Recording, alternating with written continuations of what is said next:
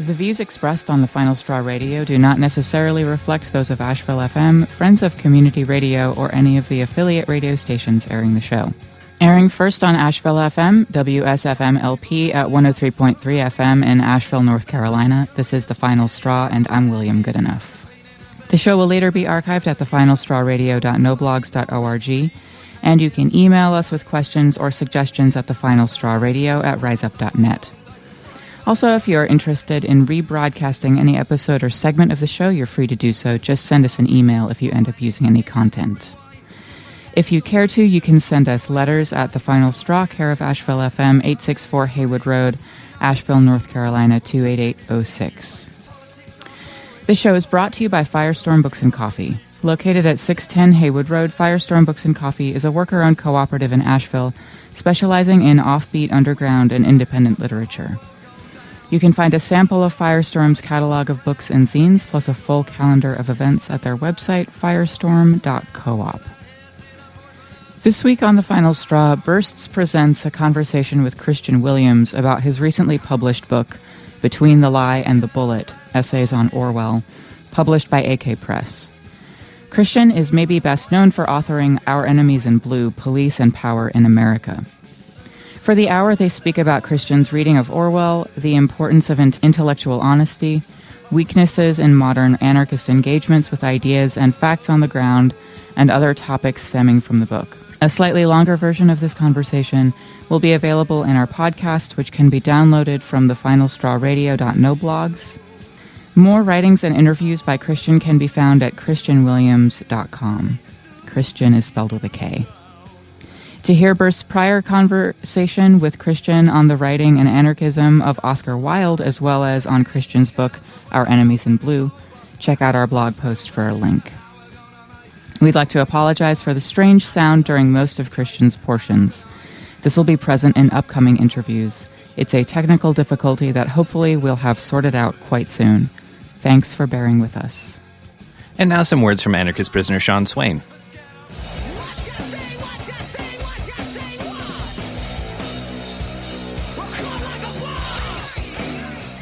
The Corrections Institution Inspection Committee works for the Ohio General Assembly, the Ohio legislature. Its job is to act as a kind of watchdog agency, keeping the Ohio prison system honest. I don't want to turn this into a civics lesson, but the idea behind the Corrections Institution Inspection Committee, or CIIC, is that somebody from the legislative branch has to keep a check and balance on the possible abuses of the executive branch. So, the CIIC has a civilian staff to monitor the prisons and investigate claims of abuses. Anyway, that's the poor deluded hierarchs, bunny rabbits, and rainbows theory behind the CIIC's existence. Here's the blurb straight out of their own correspondence to prisoners, describing how the CIIC understands its own mission. Quote, "The Correctional Institution Inspection Committee is a legislative committee that inspects the prisons of Ohio and evaluates programs, operations, conditions, and the grievance procedure." Unquote. That's a pretty straightforward mission statement. The CIIC inspects prisons and evaluates programs, operations, conditions, and the grievance procedure. In doing all that, we must assume that the CIIC probably has priorities of what's more important and what's less important. For instance, if you or I inspected prisons and evaluated conditions, probably we'd want to address the issues of safety and security related to the prisoners. That is, things like recreational programs or even the food should take a back seat to serious and chronic patterns of rape or assault or suicide. So it would make sense that addressing violence and assault would be a high priority given the CIIC's mission. Yeah, it would seem. But check this out. I'm currently held at Warren Correctional, which has the unenvious distinction of being the second most violent prison in the entire state. Warren is the second most violent prison, even though there are 3 prisons with a higher security designation. That means that there are, by the ODRC's own account, at least 2 prisons with more dangerous prisoners, but those prisons are less violent than Warren Correctional. Curious, huh? But wait, there's more. Consider also that there are a number of other Ohio prisons of the identical security designation: Lebanon, Mansfield, Trumbull, Ross, Madison, and maybe even a few others. And all of those prisons are less violent than Warren. So, of all the Level 3 prisons, Warren is the most violent. And it's even more violent than a Level 4 and a Level 5 prison. That seems like something that should be investigated, right? Something that should be evaluated? I drafted a couple of letters and other prisoners' names and contacted the CIIC to ask them for all of their information on the violence here at Warren Correctional, the state's second most violent prison. If anyone could get to the bottom of this inexplicable level of inordinate violence, it would be the watchdog agency, the CIIC, charged with inspecting and evaluating, right? Darren Ferderer, the civilian head of the CIIC, responded to both of those letters by saying that the last year that the CIIC had any data on Warren Correctional's violence was 2014. Yeah, 2014. That means this watchdog agency has no information on prison violence for Warren from 2015 or from 2016 or from 2017. It occurs to me that in the 3 years that the watchdog agency wasn't paying attention to something so fundamental as prison violence at Warren, Warren became the second most violent prison. And it makes me wonder, what in the hell has the CIIC been inspecting and evaluating for the last 3 years if they haven't so much as even monitored something so fundamental as prison violence? What are these people doing to earn their salaries? In both responses from Darren Ferderer, he advised the prisoners to contact the Ohio Department of Rehabilitation and Correction to obtain information on prison violence for 2015 through 2017.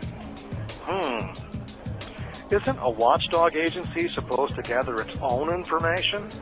Isn't that the point of being a watchdog? What kind of watchdog relies on the agency it's watchdogging in order to get its information? That doesn't make any sense.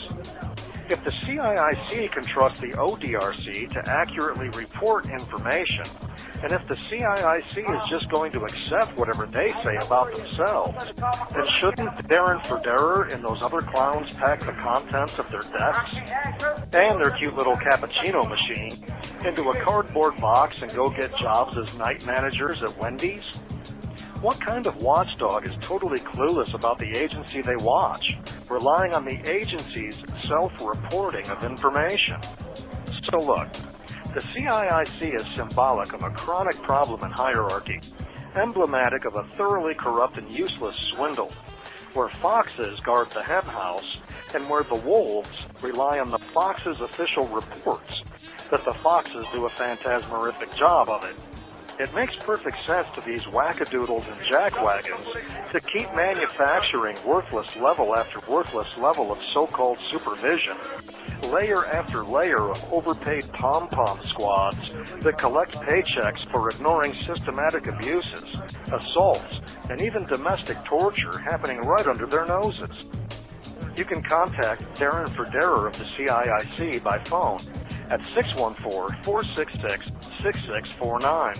That's 614-466-6649. Or send him faxes at 614-466-6929. That's 614-466-6929. I think we have a responsibility to the future to drive the CIIC out of existence once and for all. This is anarchist prisoner Sean Swain from Warren Correctional. If you're listening, you are the resistance. You can write to Sean Swain at Sean Swain 243-205, Warren CI, P.O. Box 120, 5787 State Route 63, Lebanon, Ohio 45036. Updates on his situation and more writings by Sean can be found at seanswain.org.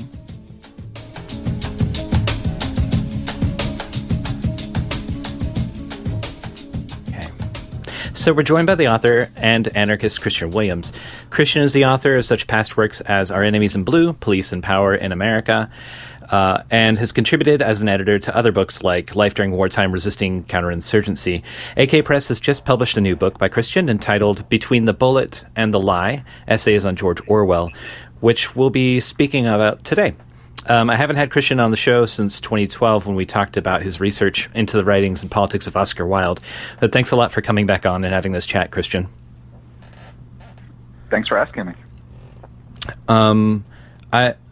I guess, and this doesn't necessarily have to be a part of it, but I thought I would bring it up. There was a link on the author description on the AK Press website that talked about DCSC Journal.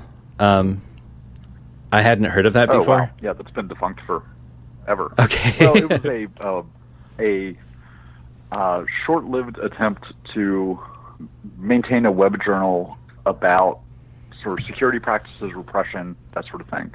It was one of those situations where a handful of us pitched the idea to dozens of people, all of whom responded enthusiastically and said that they would contribute, and then 2 or 3 of whom did. So we just never really pulled in enough material to sustain the project. Well, that's a pity. I will say I really like the name. That's really funny and subcultural. Thank you.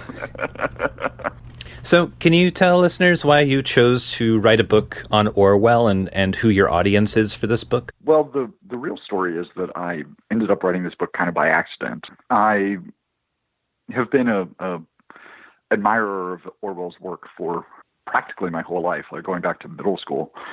And questions that he raises have sort of lingered in my mind sometimes for years. And every now and then I've had the idea of something that I could do with one of his ideas and worked it into an essay. And some of those essays got published here and there, but some of them just sat in a drawer. And then after the last edition of Our Enemies in Blue, I was sort of looking for my next project. I realized I had half a dozen essays on Orwell and had half a dozen ideas for other essays, and decided that could be a book. So at the time, it seemed like something that would be fun and interesting for me, and hopefully other people would read it, but I wasn't thinking of it as having urgent political relevance.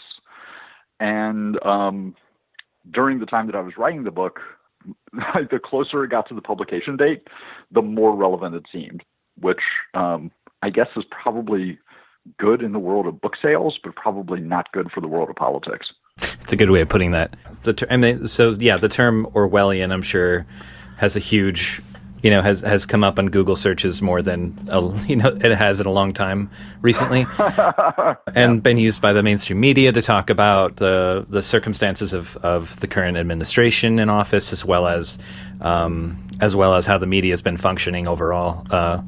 Accusations fly from the mainstream media, the centrist media against the far right, and back and forth. And that's like a fine metaphor to say that oh my gosh, we're living in a world of newspeak where the political terrain is suddenly thrown topsy-turvy and down the rabbit hole, so to speak. But I think that it's interesting what you did with the book wasn't to address it in that manner, wasn't to address the current political situation in that manner, but it seemed like you were directing lessons from Orwell's writing towards partisans of the left and towards anarchists in a lot of ways, sort of trying to trouble some of the approaches that we take towards writing and towards speaking and towards political engagement and towards identification. Can you draw that out a little bit? Sure. I mean, in a way, it's so obvious that it doesn't really deserve an essay to go into the way doublethink, newspeak, ubiquitous surveillance, permanent war have come to characterize our political environment. You don't need me to do that work for you, right? If you're familiar with the ideas at all, if you've even read the Wikipedia page on Orwell, you can see the connections there. What I think is more interesting, at least, maybe more pressing, is bringing Orwell's kind of critical analysis to our own practices, to the left, from when I guess when I'm talking, I'm thinking specifically about the anarchist movement. And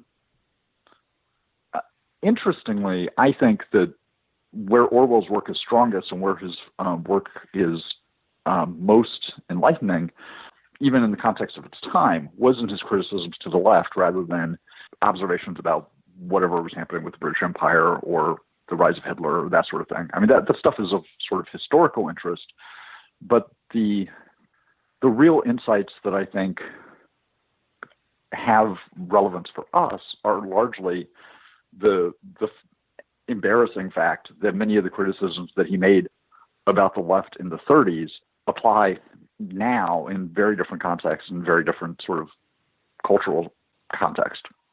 One of the few essays that I remember reading by Orwell was the one on politics and writing. And a lot of that was some very upfront and very clear just suggestions about how to write clearly and honestly to address the subject that you're trying to address.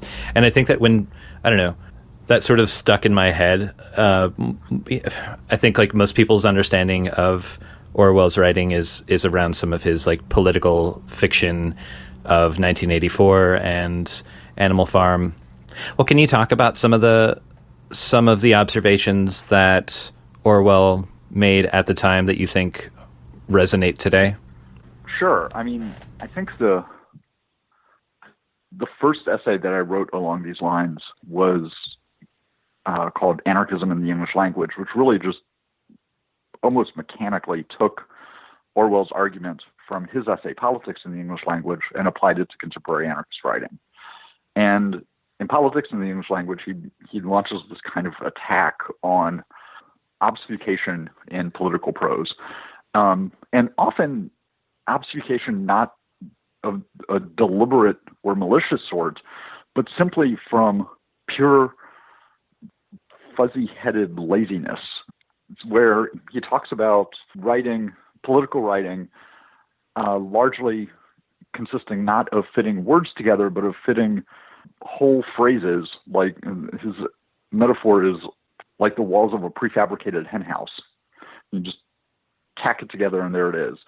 And what he points out is that when you write in that way, not only does it make for unpleasant reading, but it also obscures your meaning, often even from the writer. So I took that incisive insight and applied it to the contemporary conventions of how anarchists write and sort of the prose aesthetic that will make a piece of writing kind of, no matter what its actual position, like immediately identifiable as a product of the anarchist left. Similarly, he had an essay called Notes on Nationalism, which he begins by saying that nationalism isn't actually the word that he's looking for, which is a funny kind of admission. But what he's trying to get at was a tendency that he saw for people to mentally associate themselves with large power blocks and to then form their judgments, form their even opinions on facts based on what is good or bad for their nation, their party, their class, and sometimes groups that are not the ones that they belong to, but ones that they've sentimentally attached themselves to. In the context that he was writing, it was usually British communists sentimentally identifying themselves with the Soviet Union. And some of the mental habits that he diagnoses in terms of how people trick themselves into sustaining that sort of uncritical identification and the worldview that sees everything in terms of rather binary notions of like good guys and bad guys, and allows you to actively disbelieve in facts when they prove inconvenient to your select group. I think that, it's very easy to project that onto sort of the broad politics of our moment. But I think also those habits of mind go all the way down. And within the left and within the sort of anarchist scene, that same sort of uncritical identification and almost like sports fan fanaticism about just like, this is our team and they're the best no matter what. It doesn't matter if they haven't won a game in 3 seasons, they're still the best. I think that has really kind of polluted and also stifled the thought of the left overall and anarchism in particular.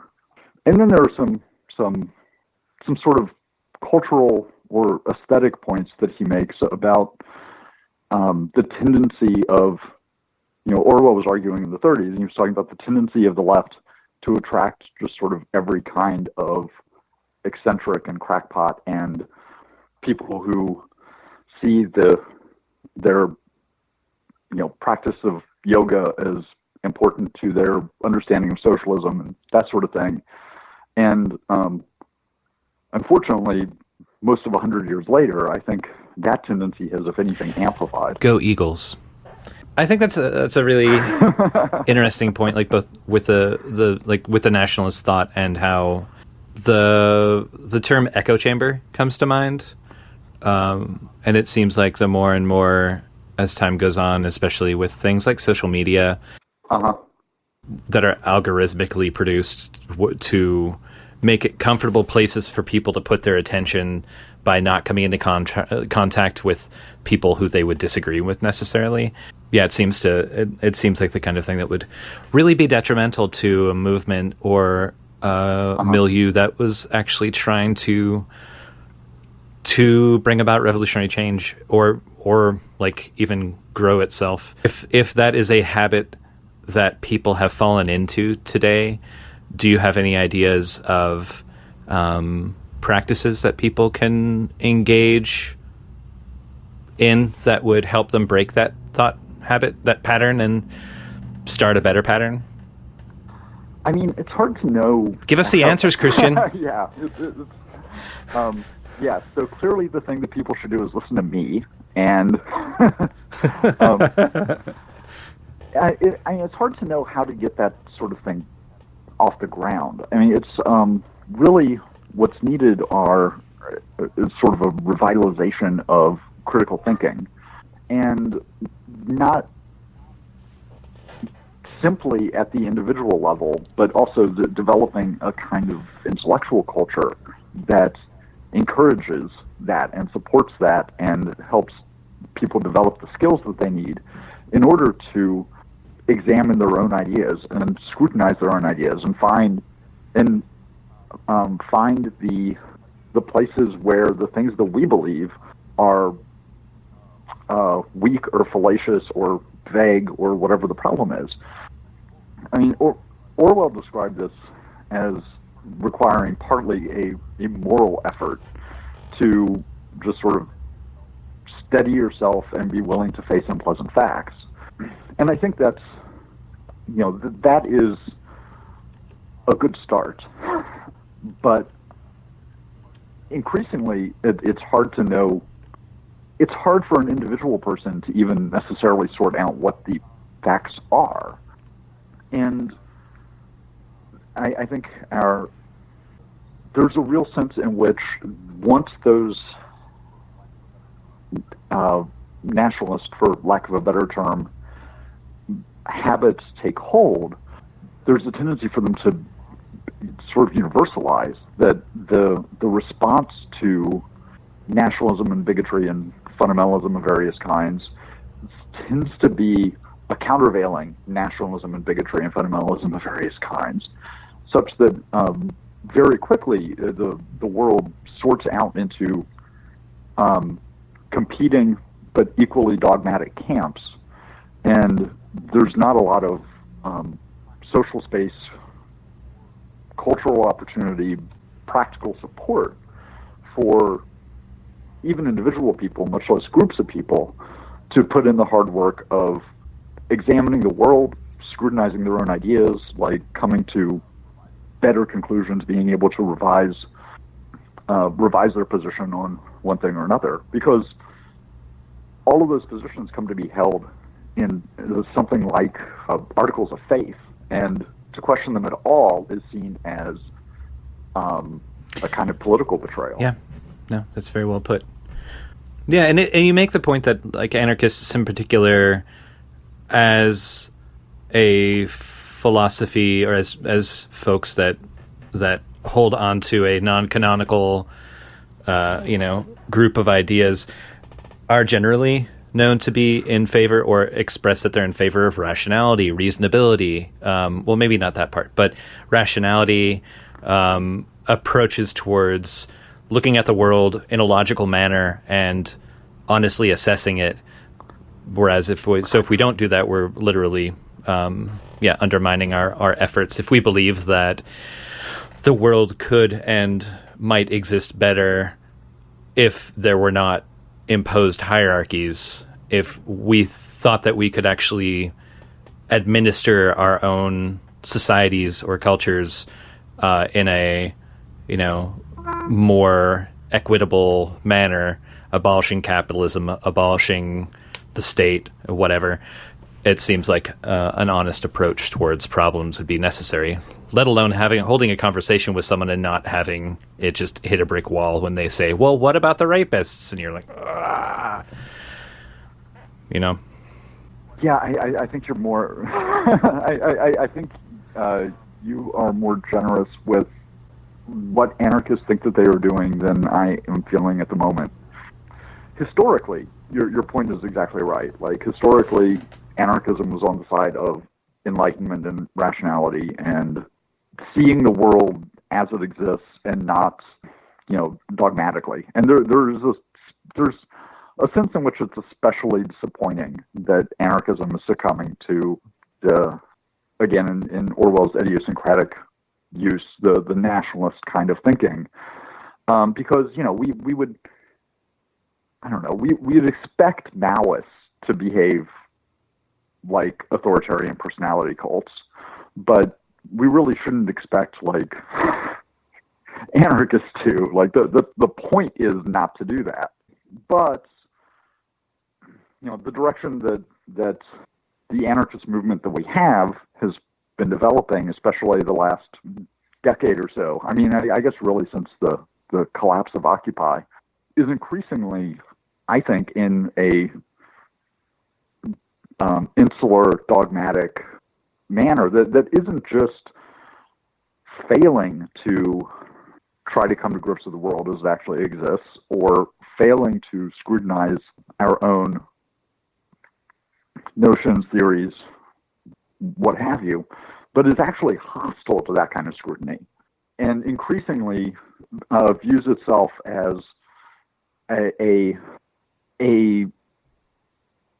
not even necessarily a political movement, but a kind of community apart from the rest of society, and that apartness is maybe its defining factor, so that its defining feature, so that it becomes very important to police the boundaries of that community and to insist on the things that make us different than the rest of society, even if some of those things may be mistakes. So any attempt to improve the theory, any attempt to see how our ideas hold up to reality, is interpreted as an attack on the ideas, and not as an effort to refine them, improve them, make them more realistic or effective. And that's particularly disappointing that anarchists fall into that, but it shouldn't be surprising, because that, in general, that is now just the culture that we inhabit. That's not a problem unique to anarchism by any means, or even unique to the left. More and more, that's just how political argument exists. Argument there probably belongs in quotes. Are there any, say, like, examples that we could sort of draw from to look at this pattern for listeners who might not know what you're pointing to? I mean, pretty much go to practically any website with broadly left politics and look at how disagreement is handled. Look not just at the articles, but look at the comment section, right? I mean, the really, it's so ubiquitous that I'm reluctant to, and this is a problem that I had in the book as well. I'm reluctant to point to particular examples because I don't want it to seem like I'm singling out one case unfairly for what's actually a general pattern and problem. I mean, my assumption is that anybody who has practical experience with political work on the left is going to recognize what I'm talking about. If they don't, then maybe they've been extremely lucky and just haven't run into it, or maybe they're in the camp that is failing to consider their own positions and subject themselves to search and criticism. But I think that not only is the problem very broad, but actually frustration with it is broad enough as well that I largely just trust that readers will recognize what I'm talking about. But if you have a favorite example, we could talk about it. No, I mean, I mean, when I was reading it, I kept having the reaction of like, is this something, do I do this? Oh God, do I do this? Wait, how do I, am I being attacked right now? How do I know? So for instance, like as someone who does a podcast every week that's meant to be consumed by anarchists, but not only anarchists. And so we try to keep it low on the jargon, but in inviting for people to engage with an approach. I'm sure that there are times that we, for the sake of propaganda, will gloss over topics or for legal reasons, gloss over topics. But I don't know.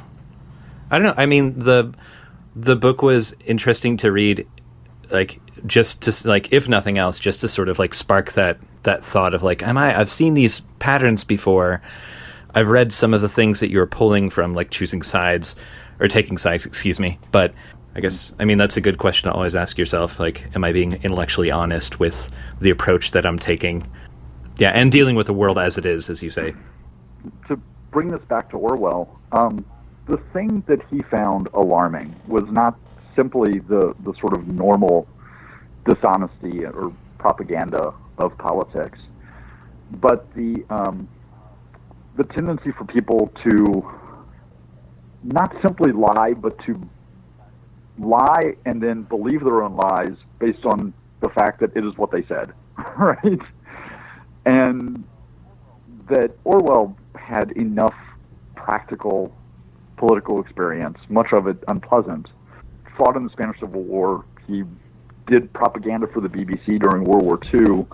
Like, he wasn't above getting his hands dirty in the practical nastiness of political life.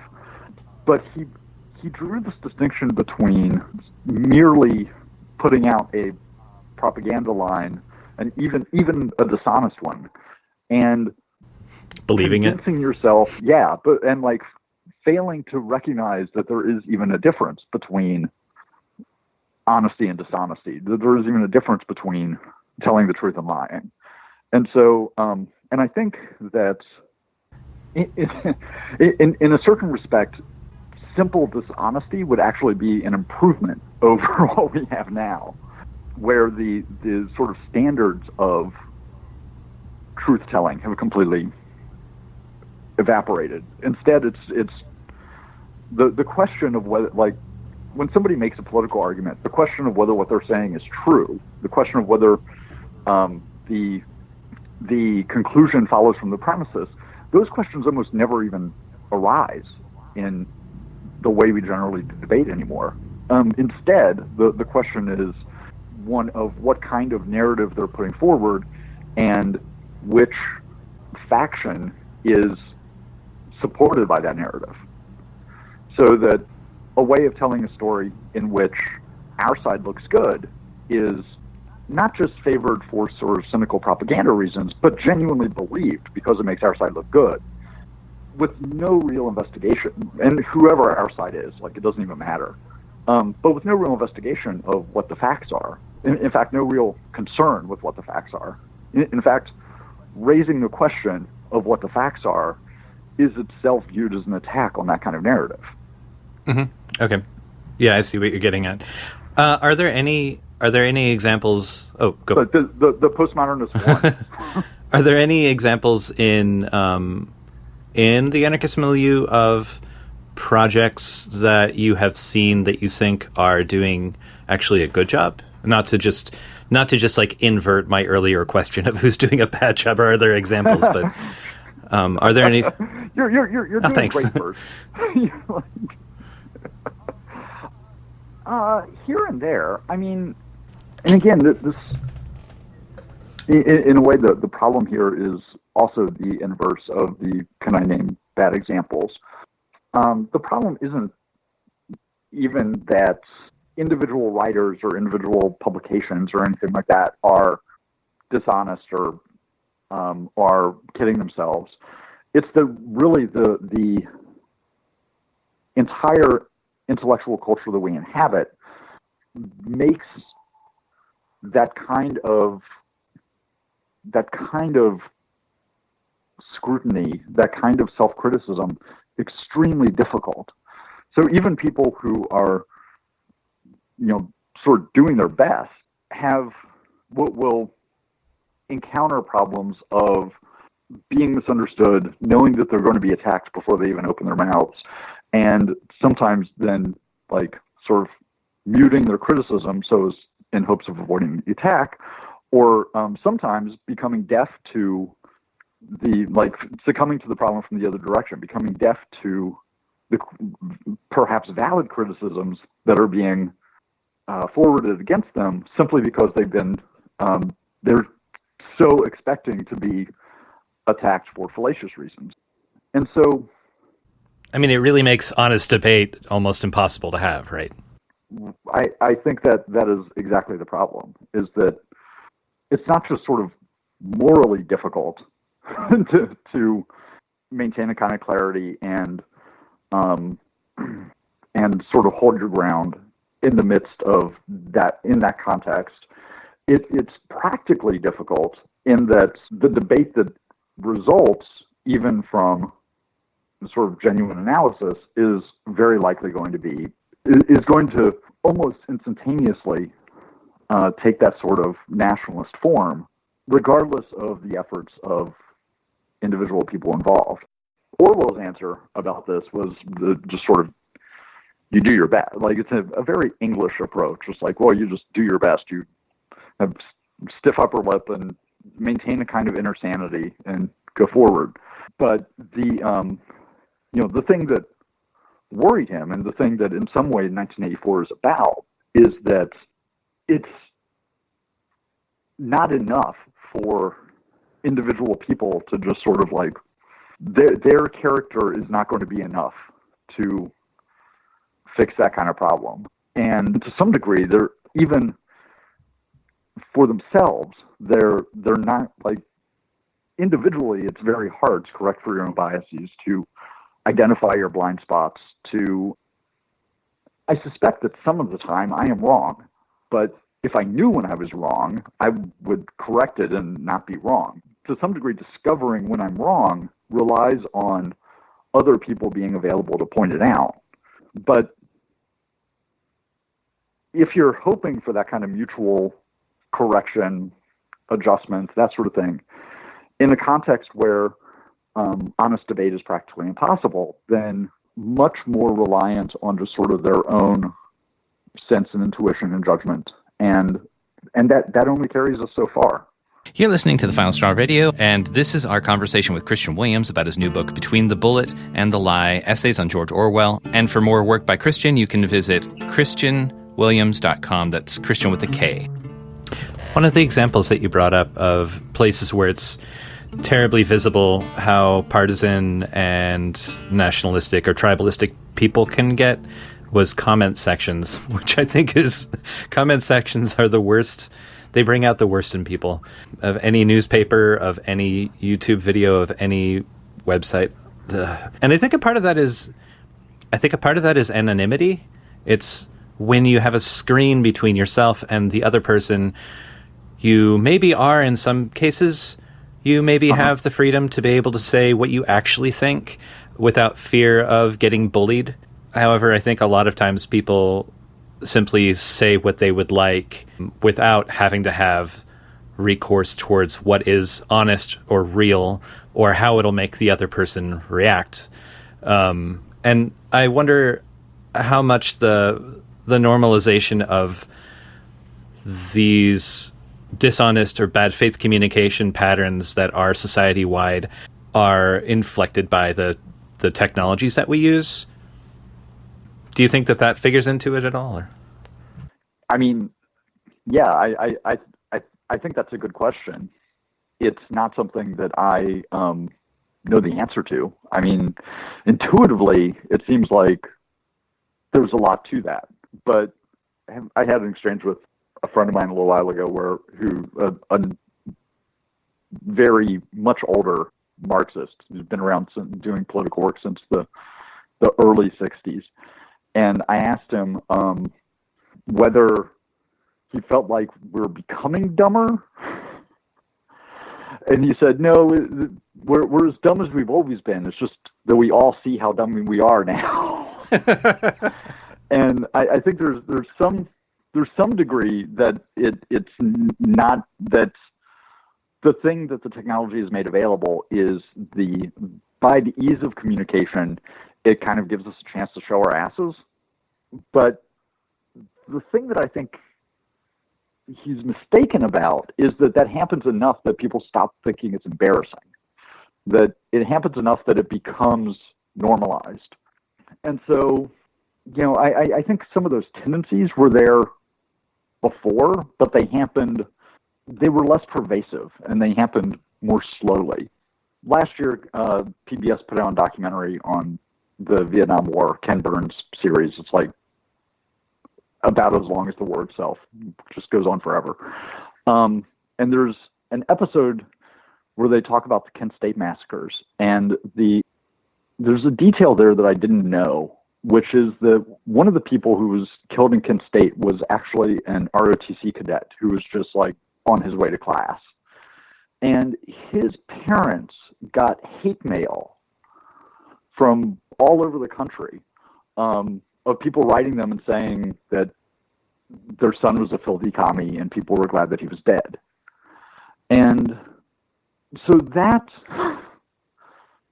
sort of learn to hate correctly, right? That sort of vicious, petty, just misguided cruelty isn't something that's new in American politics. But at that point, people had to write a letter by hand, put it in an envelope, put a stamp on it, and send it. And now they can, with their phone, type the same thing in and not just have it arrive at the grieving parents that they're trying to terrorize for some reason, but get, thousands, tens of thousands, hundreds of thousands of people as an audience. So the basic, just pure meanness of that is not really, that's not the product of the technology, but the availability of it, the fact that we see it more, also the fact that you can gain an audience doing that very easily, that I think is newer. Another side to the nationalist thought that Orwell wrote about and that you expound on, and the mentality is the sort of internalization of a marginal identity, which you also point out at one point. As you've actually said already, not using those terms, but once you create the tribe and you say that it's marginal, and then it's no longer something that can, that's purpose is to go out and engage and try to create change. It's more to insulate itself and complicate itself, I guess. But an outcome of that nationalist thought often and the marginalization is ressentiment. I'd like to hear. Could you give a definition of that term and how the dangers of internalizing ressentiment were sort of warned by Orwell? Sure. So the term is chiefly associated with Nietzsche, and I don't know if he coined it, but he certainly popularized it. And he describes it as a kind of psychological trait by which people who are marginalized or powerless or feel themselves put upon in some way define themselves against the traits of the dominant group, and not simply in the sense of like they're oppressive and I'm not, but in the sense of like whatever it is that they are, I am the opposite of that. So there's a sort of like juvenile, rebellious, you're not my dad kind of attitude about it. Built into that is also a perverse fetishization of the position of powerlessness and, in Nietzsche's terms, like weakness. And so it becomes possible for people to become morally invested in a position of marginality, in a position of weakness, in a position of powerlessness, which, politically, if the hope is to change the relations of power, is completely self-defeating, right? Psychologically, it seems to have its consolations in that it assures you that your very powerlessness is a sign of your moral virtue. Now, Orwell doesn't use the term ressentiment, I think, anywhere.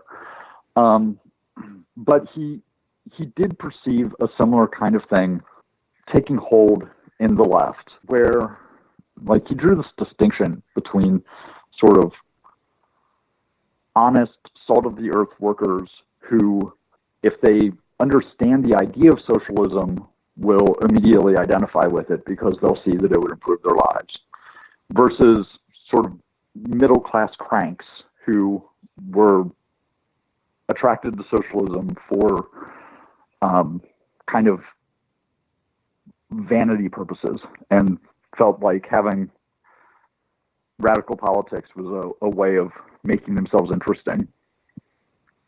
And the latter group, on the one hand, they may be tireless in promoting their ideas, but on the other hand, that's really only a kind of advertising for themselves, because in fact, they're very invested in the ideas not catching on, because then they no longer are marginal. They no longer, there's nothing special about them, right? And related to that is the tendency that I mentioned earlier for people in that sort of sandal-wearing, beet juice drinking, cranky part of the left to glom on any other sort of marginal crackpot sort of theory that they can associate with socialism. And it's on the one hand, Orwell's description of that phenomena is totally hilarious, and it's embarrassing how much it resonates with the sort of countercultural aspects of anarchism in particular. But really all radical politics sort of have that element. On the other hand, the way that Orwell talks about it is sometimes embarrassing because in the places where he's clearly wrong. And it's interesting to see.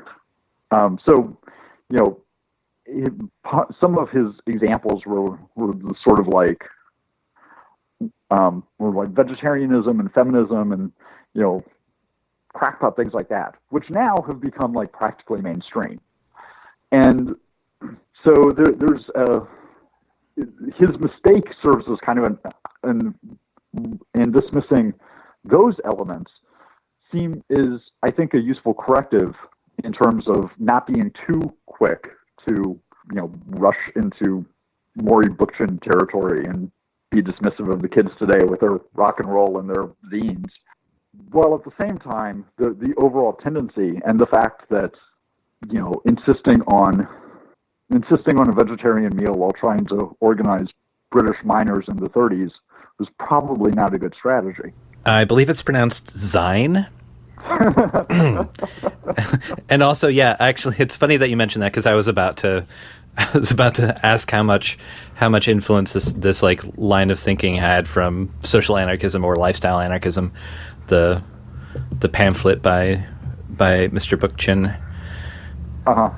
Yeah. Well, for Orwell, obviously none, because of the chronology. Causation only works the one direction. For me, that pamphlet is one of those rare examples of a publication whose title suggests a better argument than its content. There is a reason that the phrase lifestyle anarchism stuck once Bookchin coined it. But the actual argument that he makes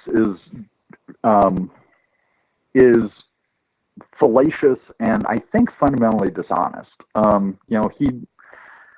He groups together a huge range of mutually incompatible and sometimes mutually hostile tendencies, just labels them all in lifestyle anarchism, and then tries to sort of write out the history of individualist anarchism from the past, right? It just like tries to expunge as though none of that stuff was ever there until someone came up with the idea of a rave, right? Like his argument is not a good one. So I don't know, probably that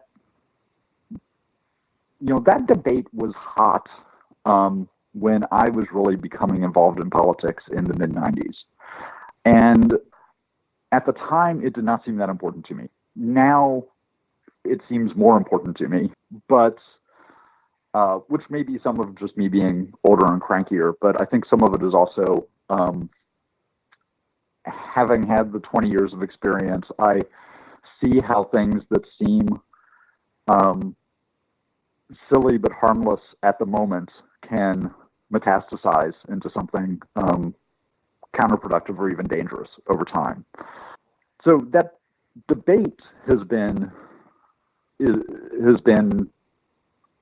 probably influential in my thinking for the whole period that I've been involved in politics.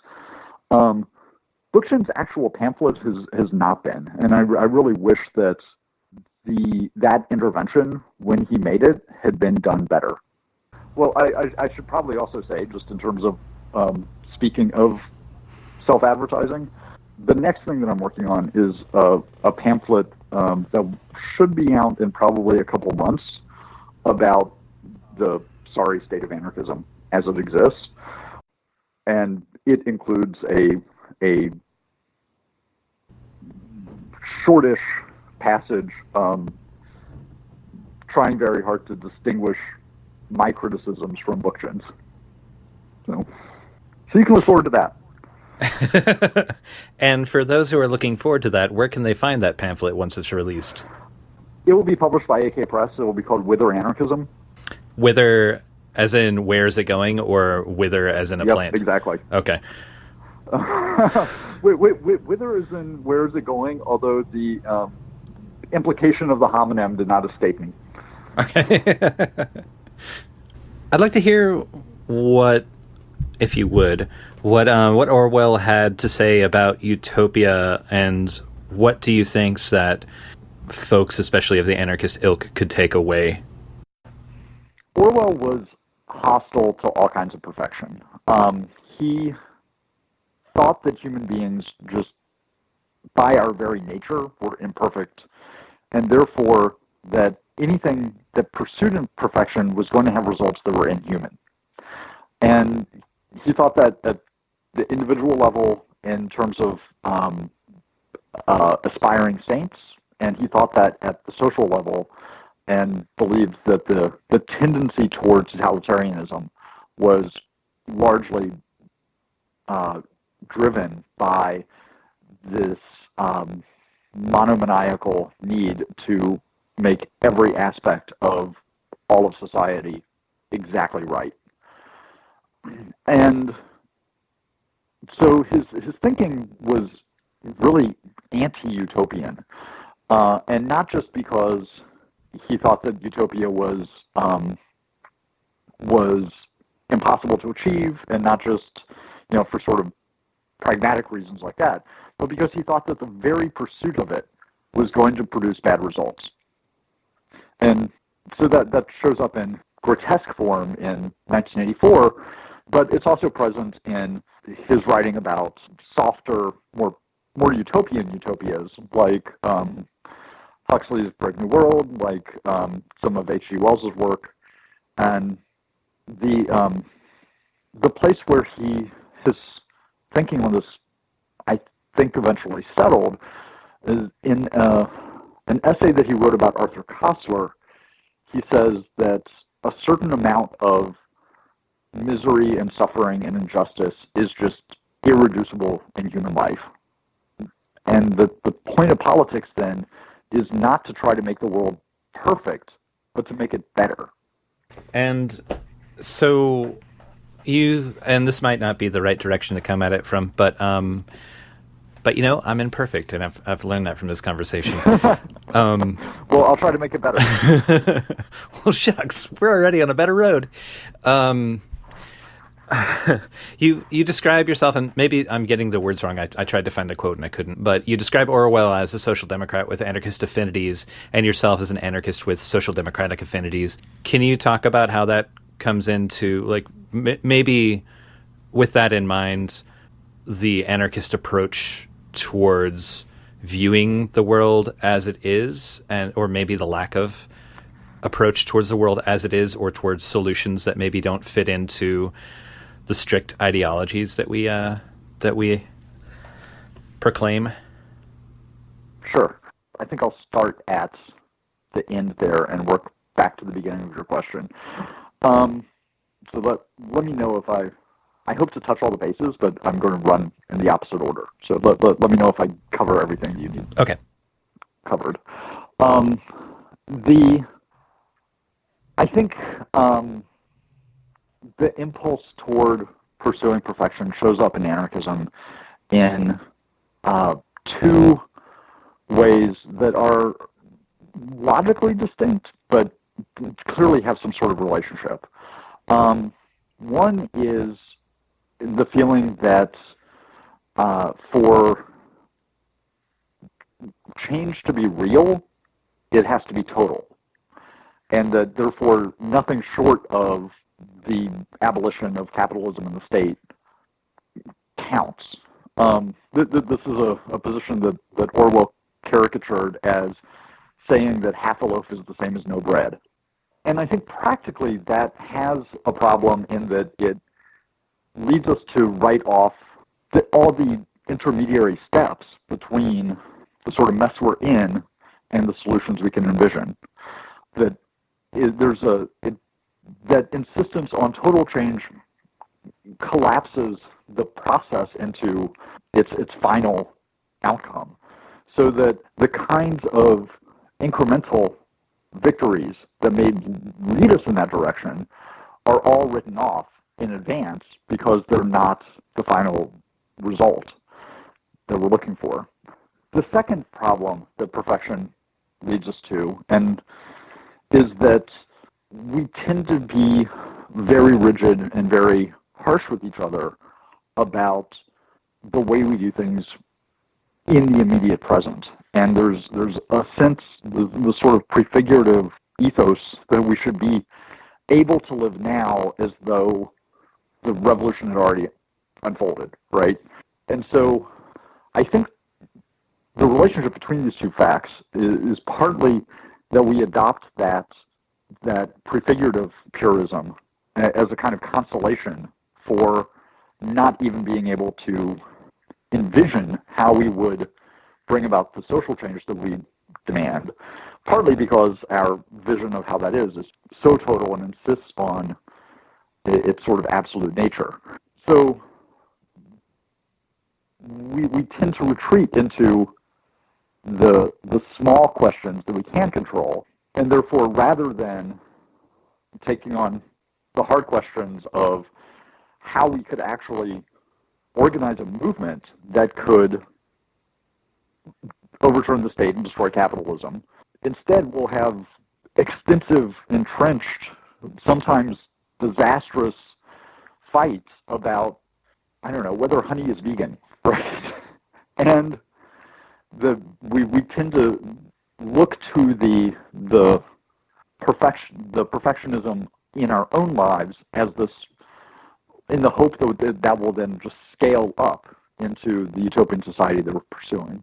The place where I think that feeds into my sympathies with sort of social democratic politics are that, in a way, they're unsatisfyingly grandiose, in that they, like, what they're looking for are more humane versions of the same sorts of systems that we have.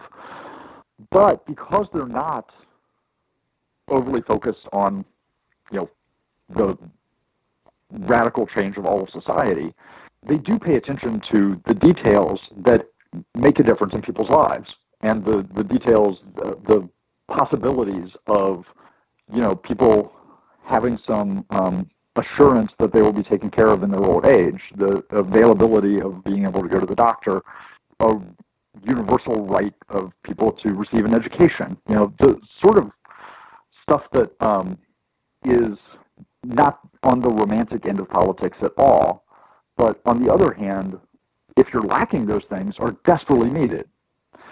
Now, the word I use in the bit of the introduction that you were looking for, I say that Orwell was a democratic socialist with anarchist sympathies, and that I am an anarchist with social democratic sympathies. But the word sympathy is actually pretty important there, because sympathy is not agreement. At the end of the day, I fundamentally disagree with the social democratic vision of society. I fundamentally disagree even with the social democratic strategy for achieving that vision. On the other hand, I am very sympathetic with people trying to win those games. I think Orwell thought that anarchism was admirable but ultimately foolhardy, because he, as he put it, there will always be a need to protect weak people from strong people, and as he saw it, that necessarily involved some form of authority. That said, when he got to revolutionary Spain, what he said, there was a lot of that he didn't understand, some of it he didn't even like, but he immediately recognized it as a set of affairs worth fighting for. I think it's worth maintaining a perspective that can allow us both to sympathize and to disagree.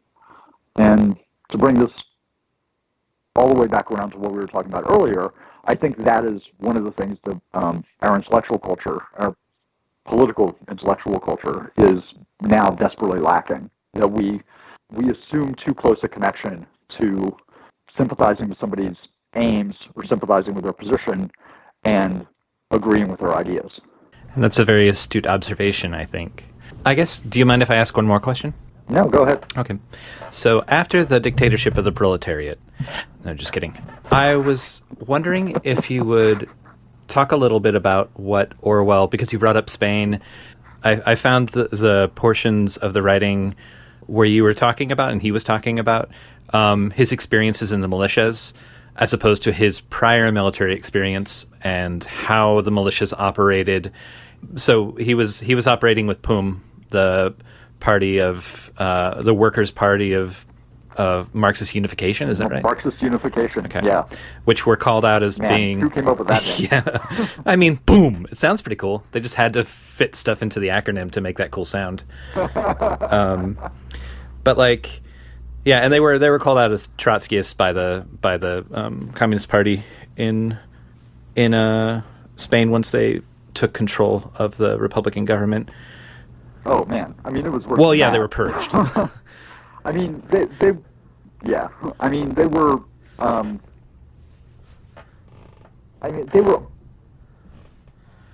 in real life, a sort of Trotskyist by inclination. They were not part of a global Trotsky-run conspiracy the way the official line of the Soviet Union and therefore communist parties everywhere would present Trotskyism. In the practical arrangements of military life in Spain, they were actually under the command structure of the anarchist CNT. But when the communists made their move to really seize power, liquidate their enemies, they didn't just say that they were Trotskyists, which would be sort of like, I don't know, of ideological disagreement. They said that they were traitors. They said that the leadership of the POUM had deliberately sold out the revolution to the fascists and were in the pay of Franco and had sold military secrets and had, just et cetera, et cetera. It was really sort of a rough draft of the show trials that occurred in Russia just, a couple of years later. And, there was really, had they just said, these people are Trotskyists, well, that's true. But it's also, it's a harder sell to say that, to take the political line that you should imprison, assassinate, and liquidate your political opponents because you disagree with them. So for propaganda purposes, they spun this whole vast conspiracy about how, the POUM were just secretly fascists. And in fact, the Communist Party put out a propaganda poster that had a sort of recognizable fascist cartoon character with a mask that said POUM, and the mask was slipping.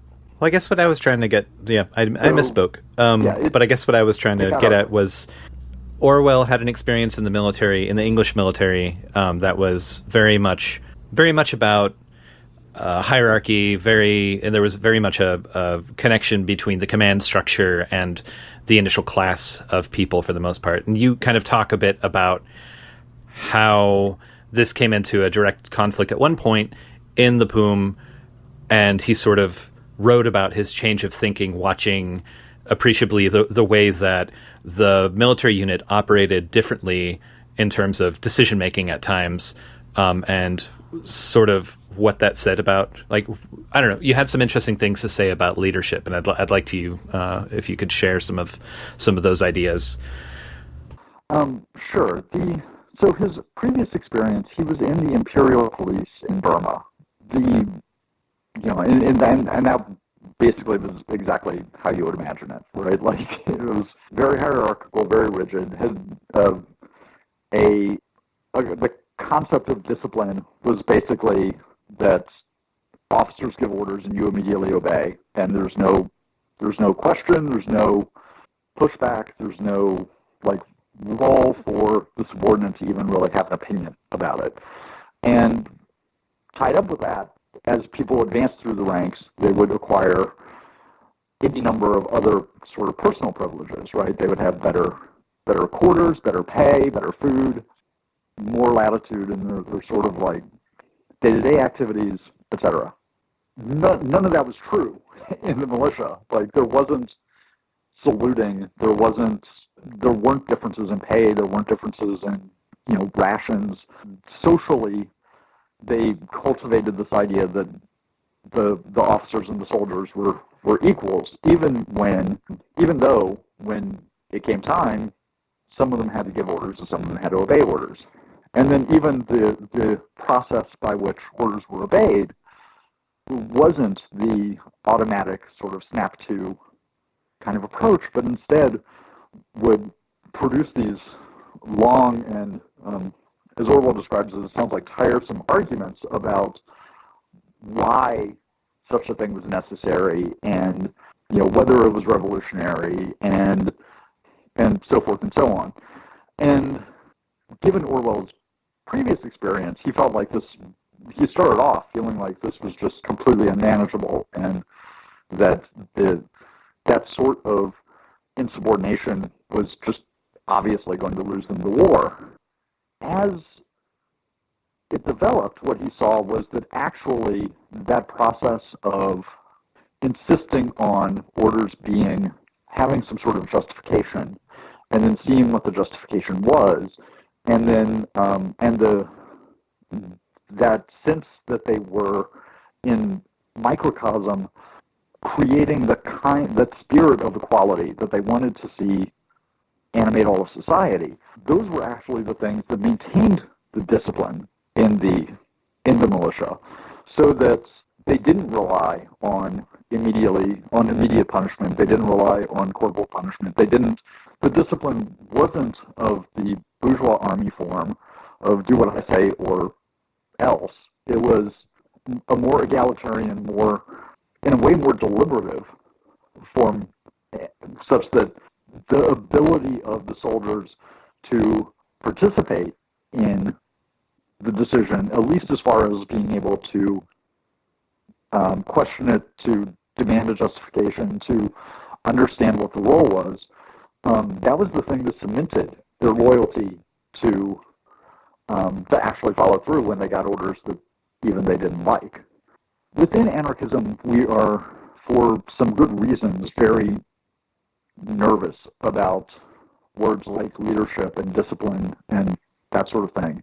And I think some of that is because we've accepted the hierarchical understanding of those ideas as being what those ideas are.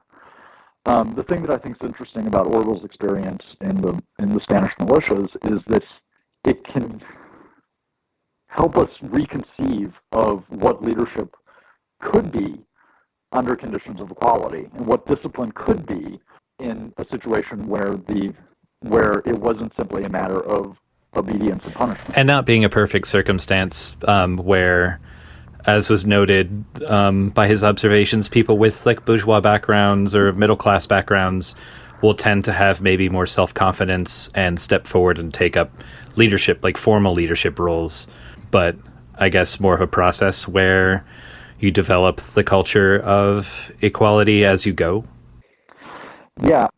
He says two things about that I think are probably both true, and they're a little bit hard to square. One is that there was a slight tendency for people from middle-class backgrounds to advance through the ranks, and that often had no relationship to direct military experience, no relationship to anything like that. It just had to do with having been instilled with a confidence and a almost like a sense of entitlement, an idea that what they were going to say was going to matter, and that given a position of authority, that their authority was going to be legitimate, which people from working class backgrounds had largely had that kind of like squeezed out of them, right? The other thing he says, though, is that given that because of the nature of the war, practically all of the career army officers were on the fascist side. Within even just a few weeks,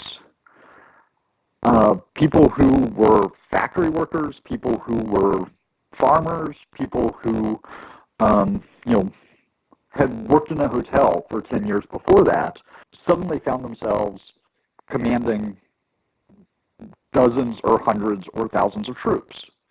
And so there was also, I think, largely just forced by the necessity of the circumstances, the room for people from very modest backgrounds to develop, to thrive, to work their way into those positions, and in not having the military tradition and the rank and the sort of worship of status just for the sake of status, it turned out to be much more egalitarian, much more of a meritocracy than a standard army could have been.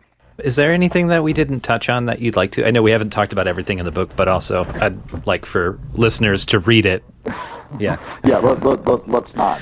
But no, I mean, this was pretty wide-ranging discussion. I think I probably came across as being more cranky about anarchism than I really meant to, but I'm probably not the first person to have that happen. Like the points that you raise are very important, and it's nice that it could be also brought back to an author who really did an awesome job and doesn't get read enough, I think. But yeah. But and helpful hints. So I'm glad that we had this conversation. And where can people find the book? Well, if they're inclined to give me money, they could go to my website, kristianwilliams.com, and they'll find my address, and they can send me a check, and I will mail them a copy. If they are inclined to give AK Press money, they could go to the AK Press website. You get a cut of that, right? I do. Okay, but good. It's the difference between a small royalty and the total cover price. Yeah. So, but also, I mean, I want AK Press to thrive, so I don't want to discourage people from shopping there. So if you want to buy from the mafia that is AK Press, go ahead and go to akpress.org. It's not Amazon, at least. Yet. Yeah, although you could also go there. Well, Kristian, thank you so much. I've enjoyed the conversation. It was good to chat with you.